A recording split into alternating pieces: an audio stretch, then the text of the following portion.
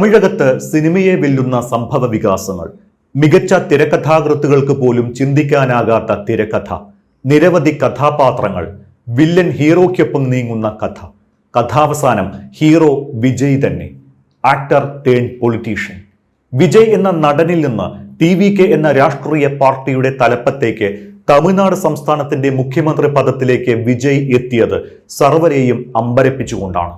തമിഴക രാഷ്ട്രീയം ഇതുവരെ കണ്ടിട്ടില്ലാത്ത തരം രാഷ്ട്രീയ മുന്നേറ്റമായിരുന്നു വിജയും വിജയുടെ തമിഴക വെട്രിക്കഴകവും നടത്തിയത്. തെരഞ്ഞെടുപ്പ് കഴിഞ്ഞിട്ടും അമ്പരപ്പുകൾക്ക് മാറ്റമുണ്ടായില്ല. വിജയുടെ സിനിമകളിലേതിനേക്കാൾ നാടകീയമായ ട്വിസ്റ്റുകൾക്കൊടുവിലാണ് വിജയ് മുഖ്യമന്ത്രിയുടെ കസേരയിൽ അമർന്നിരിക്കുന്നത്. മാറിയും മറിഞ്ഞും ട്വിസ്റ്റുകൾ പലത് വന്നു. അതിന്റെ വിജയെ അട്ടിമറിക്കാൻ ബദ്ധശത്രുക്കളായ DMKയും AIDMKയും ഒന്നിക്കുന്നു എന്ന വാർത്ത വരെയുണ്ടായി. എന്നാ പിന്നെ ഞങ്ങൾ ഇറങ്ങുമെന്ന് വിജയ് കട്ടായം പറഞ്ഞു. ഒടുവിൽ കോൺഗ്രസിനെയും ഇടതുകക്ഷികളെയും മുസ്ലിം ലീഗിനെയും ഏറ്റവും ഒടുവിൽ വിടുതലൈ ചിരുതൈകൾ കക്ഷിയെയും തന്റെ അധികാരവടിയിൽ കൊരുത്ത് വിജയ് മുഖ്യമന്ത്രി പദത്തിലേക്ക്. വിജയ്ക്കൊപ്പം 9 മന്ത്രിമാരും. കോൺഗ്രസും ലീഗും CPMും CPIയും VCKയും ഒപ്പം ചേർന്നപ്പോൾ ഭരിക്കാനുള്ള 118 എന്ന മാന്ത്രിക സംഖ്യയിലേക്ക് വിജയ് എത്തി. മുഖ്യമന്ത്രിയായി വിജയ് അധികാരമേറ്റ സത്യപ്രതിജ്ഞാ ചടങ്ങിൽ വന്ദേ മാതരം ആലപിച്ചതു മുതൽ വിജയ് മാറ്റത്തിന്റെ ശംഖുലി മുഴക്കിയിരിക്കുകയാണ്. കേന്ദ്ര ആഭ്യന്തര മന്ത്രാലയത്തിന്റെ ജനുവരി 28 പുതിയ നിർദ്ദേശപ്രകാരം ദേശീയ ഗാനത്തിന് മുൻപായി വന്ദേ മാതരത്തിന്റെ 6 ഖണ്ഡികകളും ചടങ്ങിൽ ആലപിച്ചു. 1950 ഭരണഘടനാ അസംബ്ലി അംഗീകരിച്ച 2 ഖണ്ഡികകൾ മാത്രം ആലപിക്കുന്ന രീതിയിൽ നിന്നുള്ള വലിയൊരു മാറ്റമാണ് ഇത്. പശ്ചിമ ബംഗാൾ മുഖ്യമന്ത്രി സുവേന്ദു അധികാരിയുടെ സത്യപ്രതിജ്ഞാ ചടങ്ങിൽ പ്രധാനമന്ത്രി നരേന്ദ്രമോദിയും കേന്ദ്ര ആഭ്യന്തരമന്ത്രി അമിത്ഷായും പങ്കെടുത്തിട്ടും വന്ദേ മാതരം ആലപിച്ചിരുന്നില്ല എന്നതും ശ്രദ്ധേയമാണ്. ഇതോടെ ദേശീയ ഗാനത്തിന്റെ കാര്യത്തിൽ BJPയേക്കാൾ ഒരു പടി മുന്നിലാണ് താനെന്ന് വിജയ് തെളിയിച്ചു. പശ്ചിമ ബംഗാളിലെ BJPയുടെ തെരഞ്ഞെടുപ്പ് പ്രചാരണത്തിൽ ഏറെ വിവാദമായ രാഷ്ട്രീയ വിഷയമായിരുന്നു വന്ദേ മാതരത്തിന് ദേശീയ ഗാനത്തിന്റെ തുല്യ പദവി നൽകുവാനുള്ള തീരുമാനം. BJP നേതൃത്വത്തിന്റെ മുൻനിര നേതാക്കളായ നരേന്ദ്രമോദിയും അമിത്ഷായും ഉൾപ്പെടെ ഉള്ളവർ പങ്കെടുത്ത ചടങ്ങായിരുന്നിട്ടും വന്ദേ മാതരം ആലപിക്കാത്തത് ഇപ്പോൾ ശ്രദ്ധയാകർഷിക്കുകയാണ്. തമിഴ്നാട്ടിൽ വന്ദേ മാതരം പൂർണ്ണമായും ആലപിച്ചതിന് ശേഷമാണ് ദേശീയ ഗാനം ആലപിച്ചത്. ഇതിനുശേഷം തമിഴ്നാടിന്റെ സംസ്ഥാന ഗാനമായ തമിഴ് തായ് വാഴ്ത്ത് ആലപിച്ചതിന് പിന്നാലെയാണ് സത്യപ്രതിജ്ഞാ ചടങ്ങുകൾ നടന്നത്. സത്യപ്രതിജ്ഞയ്ക്ക് പിന്നാലെ വിജയുടെ ആദ്യ ഉത്തരവും പുറത്തു വന്നു. 200 യൂണിറ്റ് വൈദ്യുതി സൗജന്യമായി നൽകാനുള്ള ഫയലിൽ വിജയ് ഒപ്പിട്ടു. ലഹരി മരുന്ന് തടയാൻ പ്രത്യേക സേന രൂപീകരിക്കും. സ്ത്രീ സുരക്ഷ ഉറപ്പാക്കാൻ പ്രത്യേക സേനയും ഹെൽപ്പ് ലൈൻ നമ്പരും സജ്ജമാക്കും. വിദ്യാഭ്യാസം, ആരോഗ്യം, കുടിവെള്ളം തുടങ്ങിയ അടിസ്ഥാന പ്രശ്നങ്ങളിൽ പൂർണ്ണ ശ്രദ്ധ കേന്ദ്രീകരിക്കാനും തീരുമാനമെടുത്തിട്ടുണ്ട്. തന്റെ സർക്കാർ സുതാര്യമായിരിക്കുമെന്നും ജനങ്ങളുടെ ഒരു ചില്ലിക്കാശ് താൻ തൊടില്ല, അഴിമതിയെക്കുറിച്ചുള്ള ചിന്ത ഒഴിവാക്കണമെന്നും മുഖ്യമന്ത്രിയായി സത്യപ്രതിജ്ഞ ചെയ്തതിന് പിന്നാലെ നടത്തിയ പ്രസംഗത്തിൽ വിജയ് പറഞ്ഞിട്ടുണ്ട്. 3 തവണയാണ് വിജയിയെ ഗവർണർ സർക്കാർ ഉണ്ടാക്കാൻ സമ്മതിക്കാതെ മടക്കി അയച്ചത്. 3 തവണയും പറഞ്ഞത് കേവല ഭൂരിപക്ഷത്തിന് വേണ്ട 118 പേരുടെ പിന്തുണ ഉറപ്പാക്കാനായില്ല എന്ന്. അപ്പോഴും പ്രതീക്ഷ കൈവിടാതെ വിജയ് ചർച്ചകൾ തുടർന്നുകൊണ്ടേയിരുന്നു. ഒടുക്കം തിരുമാവളവന്റെ VCKയുടെ കൂടി പിന്തുണയോടെ വിജയ് മുഖ്യമന്ത്രി പദം ഉറപ്പിച്ചു. ഇത്തവണ വെട്ടിമാറ്റാനോ മടക്കി അയക്കാനോ ഗവർണർ രാജേന്ദ്ര ആർലേക്കർക്ക് സാധിച്ചില്ല. അതിനിടയിൽ ഒരു TVK അംഗം സർക്കാർ ഉണ്ടാക്കാൻ വിജയെ ക്ഷണിക്കാൻ ഗവർണർക്ക് നിർദ്ദേശം നൽകണമെന്നാവശ്യപ്പെട്ട് സുപ്രീം കോടതിയെ വരെ സമീപിച്ചിരുന്നു. ഏറ്റവും ഒടുവിലാണ് മുസ്ലിം ലീഗിന്റെയും VCKയുടെയും പിന്തുണ കത്തുകൾ ഹാജരാക്കാൻ വിജയ്ക്ക് സാധിച്ചത്. ഇപ്പോൾ വിജയ്ക്ക് 120 MLAമാരുടെ പിന്തുണയുണ്ട്.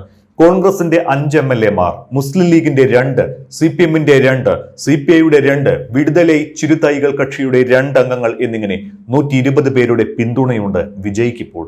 യഥാർത്ഥത്തിൽ ഒരു ഞാണിന്മേൽ കളി തന്നെയായിരുന്നു വിജയുടെ സർക്കാർ രൂപീകരണം. പക്ഷേ ഈ നാണിന്മേൽ കളിയിൽ DMK ഒരു വലിയ ചരട് തന്നെ കയ്യിൽ വെച്ചിട്ടുണ്ട്. 4 തവണയാണ് പിന്തുണ കത്തുമായി വിജയ് ലോക്ഭവന്റെ പടിക്കെട്ടുകൾ കയറിയിറങ്ങിയത്. 3 തവണയും ഭൂരിപക്ഷം പോരാ എന്ന് പറഞ്ഞ് ഗവർണർ മടക്കി അയച്ചു. സർക്കാർ ഉണ്ടാക്കാനുള്ള ഭൂരിപക്ഷം വിജയ്ക്ക് തെളിയിക്കാൻ സാധിച്ചില്ലെങ്കിൽ സംസ്ഥാനത്ത് രാഷ്ട്രപതി ഭരണം വരുമെന്ന സ്ഥിതിയുണ്ടായി. ഈ ഘട്ടത്തിലാണ് ഏറ്റവും ഒടുവിൽ തിരുമാവളവന്റെ VCKയും മുസ്ലിം ലീഗും പിന്തുണയറിയിച്ച് വിജയ്ക്ക് കത്ത് നൽകുന്നത്. DMK സഖ്യത്തിൽ മത്സരിച്ചതിനാൽ തന്നെ DMKയുമായുള്ള ബന്ധം വേർപെടുത്താതെയാണ് ഇരുവരും ഏറ്റവും അവസാനം വിജയുടെ TVKയുടെ ഒപ്പം ചേരുന്നത്. CPM-ഉം CPI-യും മത്സരിച്ചതും DMK-യുടെ സഖ്യത്തിലായിരുന്നു. അതുകൊണ്ട് തന്നെ DMK-യുടെ ഉന്നതതല യോഗ തീരുമാനം കൂടി വന്ന ശേഷമാണ് TVKയ്ക്ക് കൈകൊടുക്കാൻ ഇടതു പാർട്ടികൾ തീരുമാനിച്ചത്. കോൺഗ്രസ് മാത്രമാണ് TVK-യുമായി കൈകോർത്തപ്പോൾ DMK-യുമായുള്ള സഖ്യം പാടെ അറുത്തുമാറ്റിയത് എന്ന് സാരം. വിജയ്ക്ക് ആശംസകൾ അറിയിച്ചുകൊണ്ട് DMK അധ്യക്ഷൻ MK സ്റ്റാലിൻ തയ്യാറാക്കിയ കത്തിൽ ലീഗിനും ഇടത് കക്ഷികൾക്കുമെല്ലാം നന്ദി അറിയിച്ചപ്പോഴും എടുത്തു പറഞ്ഞതും കോൺഗ്രസിന്റെ നന്ദികേടിനെ കുറിച്ചായിരുന്നു.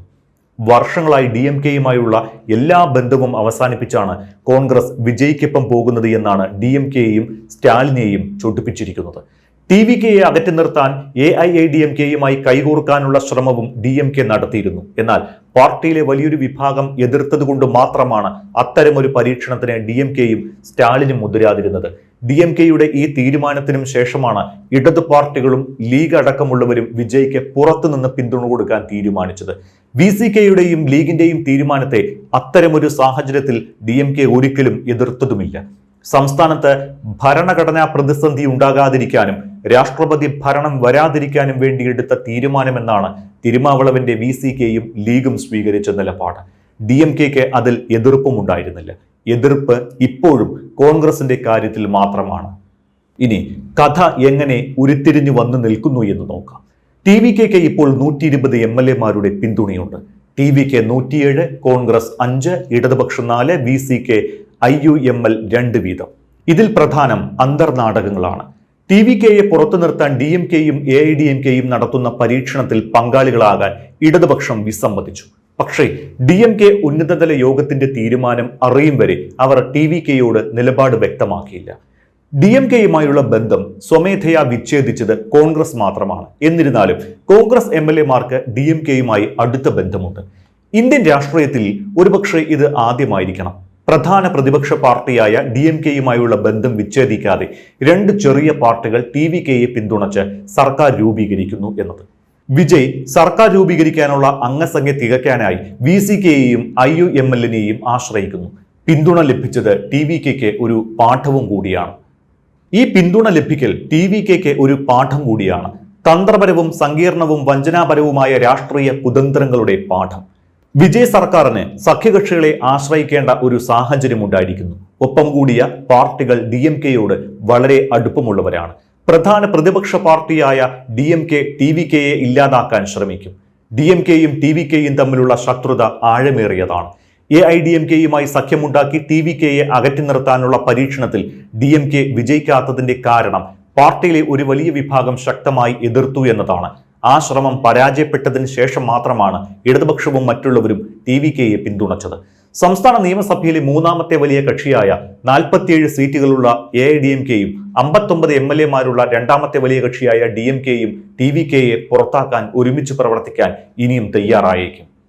സംസ്ഥാനത്തെ നിയമസഭയിലെ മൂന്നാമത്തെ വലിയ കക്ഷിയായ 47 സീറ്റുകളുള്ള AIADMK-യും 59 MLA-മാരുള്ള രണ്ടാമത്തെ വലിയ കക്ഷിയായ DMK-യും TVK-യെ പുറത്താക്കാൻ ഒരുമിച്ച് പ്രവർത്തിക്കാൻ ഇനിയും തയ്യാറാകും.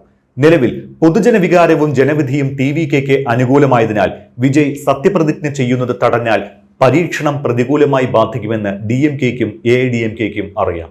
അതുകൊണ്ട് മാത്രം ഒരു രാഷ്ട്രീയ പാർട്ടിയും വിജയ് സർക്കാരിനെ തടയുന്നില്ല. കോൺഗ്രസ് സഖ്യം അധികാരത്തിലിരിക്കുന്നതിൽ BJP പോലും അതൃപ്തി പ്രകടിപ്പിച്ചു. TVK AIADMK സഖ്യത്തിന് മുൻഗണന നൽകുകയും ചെയ്തു. പക്ഷേ വിജയ് സ്വന്തം പാതയിലൂടെ സഞ്ചരിക്കുകയും അതിൽ ഉറച്ചു നിൽക്കുകയും ചെയ്യുന്നു. പ്രത്യയശാസ്ത്ര പ്രതിബദ്ധതയും അടിസ്ഥാന വിശ്വാസങ്ങളുമാണ് തങ്ങളുടെ രാഷ്ട്രീയത്തിന്റെ ആണിക്കല്ലെന്ന് ഉറക്കെ അവകാശപ്പെട്ടിട്ടും അധികാരക്കൊതി രണ്ട് മുന്നണികളെയും ഒത്തുതീർപ്പിലേക്ക് കൊണ്ടുവരുമെന്ന് DMK AIADMK സഖ്യസാധ്യത തെളിയിക്കുന്നു. വിജയ് നിയമസഭയിൽ ഭൂരിപക്ഷം തെളിയിക്കുമെങ്കിലും ആ സർക്കാരിനെ അട്ടിമറിച്ചാൽ DMK-യുടെ പ്രതിച്ഛായ മോശമാകും. എന്നാൽ പഴയ ദ്രാവിഡ പാർട്ടി വിജയെ പുറത്താക്കാൻ ഒരു അവസരത്തിനായി കാത്തിരിക്കും. ഇപ്പോൾ സർക്കാരിനുള്ളിൽ പഴയ സഖ്യകക്ഷികളുണ്ട്. സൂപ്പർ സ്റ്റാർ വളരെ ജാഗ്രത പാലിക്കേണ്ടതുണ്ട്. നിലവിലെ അംഗസംഖ്യ ഉപയോഗിച്ച് ഒരു നല്ല ഭരണം നടത്തണമെന്നും അടുത്ത തവണ അതിശക്തമായ ഒരു ജനവിധിക്കായി ജനങ്ങളിലേക്ക് മടങ്ങണമെന്നും TVK ചിന്തിക്കുന്നു. ഈ സമീപനം വ്യവസ്ഥാപിത ശക്തികളുടെ ഉന്മൂലനത്തിന് കാരണമാകും. അത് മറ്റു പാർട്ടികൾക്കും നേതാക്കൾക്കും നിലനിൽപ്പിന്റെ പോരാട്ടമായി മാറും. AIADMK-യിലെ ചില വിഭാഗങ്ങളും TVK-യിലേക്ക് ആകർഷിക്കപ്പെടാൻ സാധ്യതയുണ്ട്. AIADMK-യിൽ ചില മുൻനിര നേതാക്കളുണ്ട്. അവരുടെ തീരുമാനം വിജയ് അവർക്ക് എന്ത് വാഗ്ദാനം ചെയ്യുന്നു എന്നതിനെ ആശ്രയിച്ചായിരിക്കും. രാഷ്ട്രീയക്കാർ തേടുന്ന സ്റ്റാർ രാഷ്ട്രീയക്കാരൻ ആകരുത് വിജയ്. തന്റെ പക്ഷത്ത് സംഖ്യകൾ കൂട്ടുന്ന രാഷ്ട്രീയക്കാരനായിരിക്കണം. തമിഴ് രാഷ്ട്രീയ ഭൂമികയിൽ നിലനിൽക്കാൻ ആ തന്ത്രം വേണം. ഇപ്പോൾ ലോക് ഭവനിൽ ആവർത്തിച്ചു പോകേണ്ടി വന്നു. യഥാർത്ഥ രാഷ്ട്രീയം എന്താണ് എന്നും അത് എങ്ങനെ കളിക്കപ്പെടുന്നുവെന്നും കാണിക്കുന്ന ഒരു ട്രെയിലർ വിജയ്ക്ക് ഈ തെരഞ്ഞെടുപ്പ് കാണിച്ചു കൊടുത്തു. വിജയ്ക്ക് ഇപ്പോൾ വലിയ പൊതുജന പിന്തുണയുണ്ട്. എന്നാൽ ഒരു താരത്തിൽ നിന്ന് ജനങ്ങളുടെ നേതാവും യോഗ്യനായ മുഖ്യമന്ത്രിയും എന്ന നിലയിലേക്ക് അദ്ദേഹം എങ്ങനെ പരിണമിക്കുന്നു എന്നത് വലിയ ഘടകമാണ്. ഒരു സർക്കാർ രൂപീകരിക്കുക എന്നത് തന്നെ ഇത്ര ബുദ്ധിമുട്ടുള്ള കാര്യമാണ് എങ്കിൽ സർക്കാർ വിജയകരമായി നടത്തിക്കൊണ്ടുപോകുക എന്നത് അതിലും ബുദ്ധിമുട്ടുള്ള കാര്യമാണ്. പ്രത്യേകിച്ചും അത് ഒരു സഖ്യ സർക്കാർ ആയതിനാൽ. വിജയ് സർക്കാരിന്റെ ചരട് അദ്ദേഹത്തിന്റെ ഏറ്റവും കടുത്ത എതിരാളിയുടെ കയ്യിലാണ്. വിജയ് ആഗ്രഹിക്കുന്ന പോലെ ഭരിക്കാൻ അവർ അനുവദിക്കുമോ എന്ന് സംശയമാണ്. വിജയുടേത് ജനക്ഷേമ അജണ്ട അടിസ്ഥാനമാക്കിയ ഒരു സർക്കാരാകും. എന്നാൽ സർക്കാരിനെ നിലനിർത്തുന്ന ചെറുകക്ഷികൾക്ക് വശമുള്ളത് ദ്രാവിഡ രാഷ്ട്രീയവുമാണ്. ഈ തത്വങ്ങൾ തമ്മിലുള്ള സംഘർഷത്തിനാണ് DMK-യുടെ കാത്തിരിപ്പ്.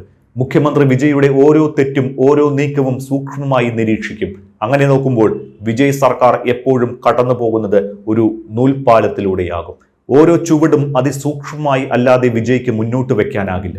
ഏതൊരു തീരുമാനവും തെറ്റായ ഒരു തീരുമാനമാകുകയാണ് എങ്കിൽ സർക്കാരിന്റെയും മന്ത്രിസഭയുടെയും നിലനിൽപ്പ് തന്നെ അപകടത്തിലാകും. അതിന് വലിയ വില കൊടുക്കേണ്ടിയും വരും.